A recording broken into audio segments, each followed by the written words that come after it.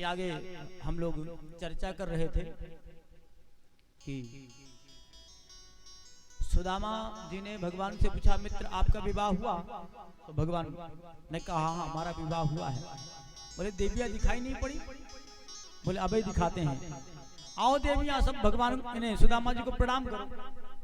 अब रुक्मिणी मैया आई, प्रणाम किया, आशीर्वाद दिया, सौभाग्यवती भव पुत्रवती भव। तब तक दूसरी आ गई। अब तो आश्चर्य चकित रह गई, ये कौन है?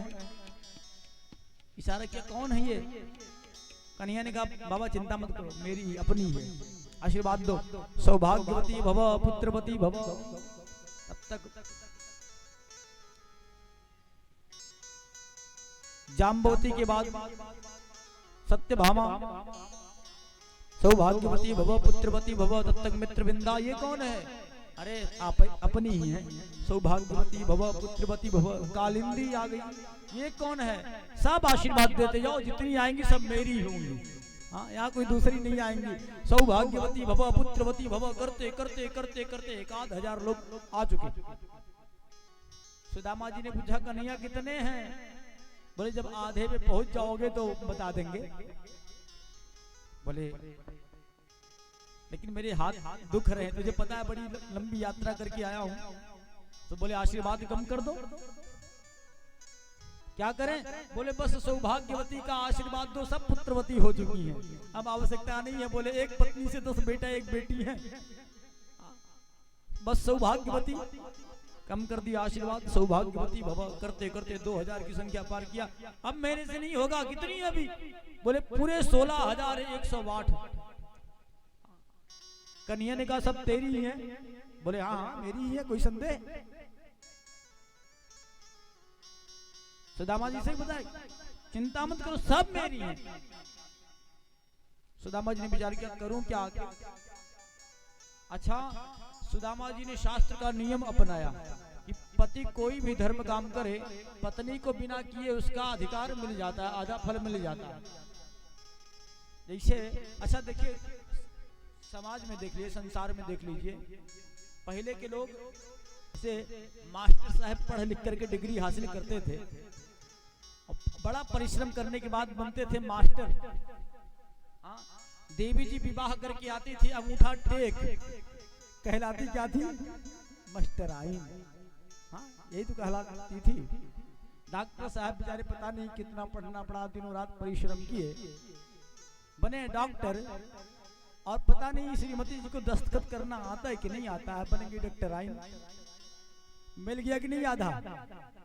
हाँ तो कन्हैया तो सुदामा जी ने कहा कि एक काम कर मित्र, सब तेरी पत्नी है ना? बोले हाँ हाँ सब मेरी हैं। बोले सबके लिए तू मेरे को प्रणाम कर, एक ही बात में मैं तुझे आशीर्वाद दे देता हूँ, सबको मिल जाएगा। आओ। अब कन्हैया आकर के चरणों में लेटा, पीठ ठोका, सौभाग्यवती भव पुत्रवती भव।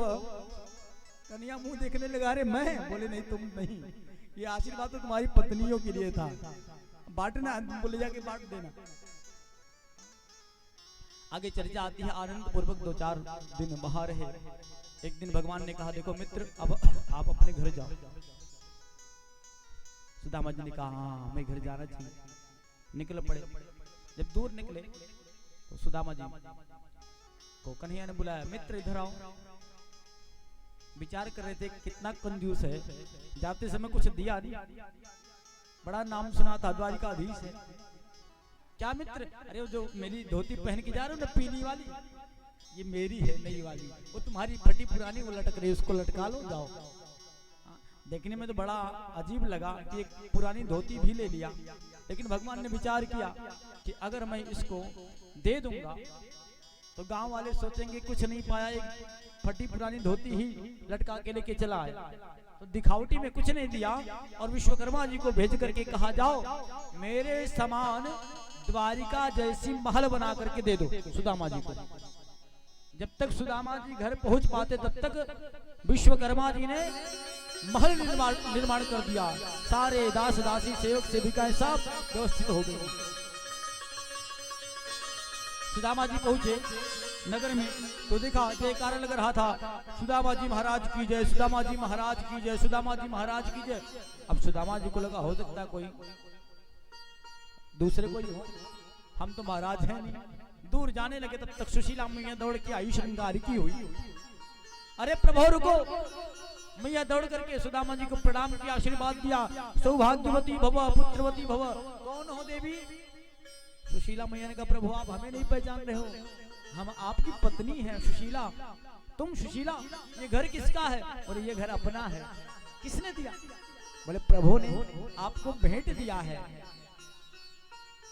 सुदामा जी ने कहा जिन प्रभु ने बिना मांगे हमें इतना सब कुछ दे दिया, तो इसको पाने के बाद इसका त्याग पूर्वक हम भजन करेंगे।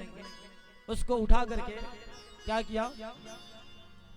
राज्य को पुत्रों को सौंप दिया, स्वयं पति पत्नी एकांत में जंगल में जाकर के भजन करने लगे।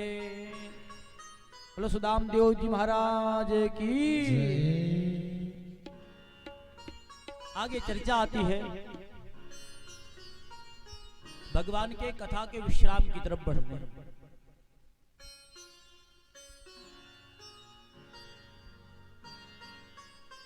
देखिए भगवान जब किसी पर कृपा करना चाहते हैं ना, तो उसकी परीक्षा लेते हैं। जैसे आजकल व्यक्ति को जब नौकरी प्राप्ति की इच्छा होती है तो उसको 3-3, 4-4 परीक्षाएं देनी पड़ती हैं। किसी को टीचर बनना हुआ तो पहले बीएड किया, बीटीसी किया, फिर टेट निकाला, सुपर टेट निकाला, तब उसमें अंतिम में देखा जाता है इसका परसेंटेज कितना है, तब कहीं जाके सिलेक्शन हो पाता है। ऐसे भगवान भी 3 परीक्षाएं लेते हो। भगवान कहते हैं यस्याम अनुगृह्णामि हरिष्ये तद्धनम शनैः, मैं जिस पर कृपा करना चाहता हूँ उसकी परीक्षा लेता हूँ। सबसे पहले क्या करता हूँ? उसको गरीब बना देता हूँ। अब देखता हूँ मेरा भजन करता है कि नहीं करता है। अगर वो भक्त मेरी भक्ति में लगा रहा तो पुनः परीक्षा लेता हूँ, अगर भक्ति छोड़ दिया तो परीक्षा लेना बंद, उसे गरीब बना के छोड़ देता हूँ। बोले महाराज अगर लगा रहा तो क्या करोगे? भगवान कहते फिर परीक्षा लेता हूँ। क्या करता हूँ? करोमि बंधु विच्छेदः, मैं उसके बंधु बांधवों में उसका बिछोह करवा देता हूँ, अलगाव करा देता हूँ, लोग उससे दूर चले जाते हैं। अब देखता हूँ ये मुझे मानता है कि नहीं मानता है, मेरा भजन करता है कि नहीं करता है। किसी ने पूछा प्रभु अगर भजन करता रहेगा तो क्या करोगे? बोले महाराज अगर भजन करता रहा तो फिर परीक्षा लूंगा। बोले क्या करोगे? बोले संसार की बहुत सी विपत्तियों को उसके सर पे डाल दूंगा। बोले महाराज नहीं चाहिए, ऐसी कृपा और ऐसी भक्ति भी नहीं करनी है। एक ने पूछा प्रभु अगर मान लीजिए उसको भी व्यक्ति बचा गया, बहुत सी विपत्तियों को झेल करके आपका भजन किया, तो आप क्या दोगे? तो भगवान ने कहा मैं उसको अपने समान सम्माननीय, पूजनीय और धनवान बना देता हूँ। प्रमाण के लिए सुदामा जी को देख लीजिए। तुझे देते नहीं देखा मगर झोली भरी देखी। प्रसंग को प्रणाम करके आगे बढ़ते हैं। आगे चर्चा आती है भगवान के स्वधाम गमन की लीला। भगवान के पौत्र हैं सांब, पेट में कपड़ा बांधा, साड़ी पहना, महिलाओं जैसा श्रृंगार किया, मित्रों के साथ निकल पड़े। महात्माओं से पूछते बताओ महात्मा इस बार मेरे पेट में क्या है, बेटा होगा कि बेटी होगी? सबसे पूछते बताओ बेटा बेटी। नारद जी से पूछा, नारद जी को लगा कि भगवान के पौत्र हैं, कुछ नहीं कहा। विश्वामित्र जी ने छोड़ दिया, वशिष्ठ जी ने कुछ नहीं कहा। करते करते दुर्वासा जी के पास पहुंचे, बताओ महाराज मेरे पेट में क्या है, बेटा है कि बेटी है, इस बार क्या होगा? दुर्वासा जी क्रोधी महात्मा, क्रोध आया, जाओ मेरा श्राप है, तुम्हारे पेट से एक लोहे का मूसल निकलेगा जिससे 56 करोड़ यदुवंशियों का विनाश लिखा है। अब हट करके देखा तो लोहे का मूसल निकला। मूसल को भगवान को नहीं बताया, अक्रूर, कृतवर्मा, उद्धव जी इत्यादि मिल करके पीस डाले, चूर्ण बनाया, ले जाके के प्रभास क्षेत्र में फेंकवा दिया, गुजरात में। जहां पर जरा और व्याधि नाम की घास भई 56 करोड़ यदुवंशी वहां पहुंचे हैं। आपस में सब लोगों ने मदिरा पान किया है और सब आपस में ही लड़ करके समाप्त हो गए। भगवान वृक्ष पर शयन कर रहे थे। बहेलिए के बाण में वो घास स्पर्श हुई थी। हाथ से छूटा बाण जाकर के भगवान के चरण में लगा। भगवान ने सुधाम गमन की लीला की। उद्धव जी गाए, समस्त गोपियां सब दौड़ के चली आई। प्रभु आप चले जाओगे? अगर आप चले जाओगे तो हम जीवन धारण कैसे करेंगे? भगवान ने कहा चिंता मत करो, इस बार मैंने अपना विचार बदल दिया है। क्या बदल दिया? बोले हर बार हम लोग लीला को संपन्न करके वैकुंठ जाते थे, क्षीरारणों में मेरा प्रवेश होता था। इस बार मेरा प्रवेश क्षीरारणों में नहीं, क्षीर सागर में नहीं, अपितु भागवतारणों में होगा, भागवत जी में होगा। और भगवान इतना कह करके तिरोधाय प्रविष्टोयम श्रीमद् भागवतारणम, भगवान तिरोहित होकर के सूक्ष्म रूप लेकर के भागवत जी के ग्रंथ में प्रविष्ट हो गए। बोलो भागवत भगवान की। भगवान ने कहा जो इसका आश्रय लेगा हम उसका कल्याण करते रहेंगे। और इसी के साथ में हम भागवतीय कथा को यहीं पर विश्राम देंगे।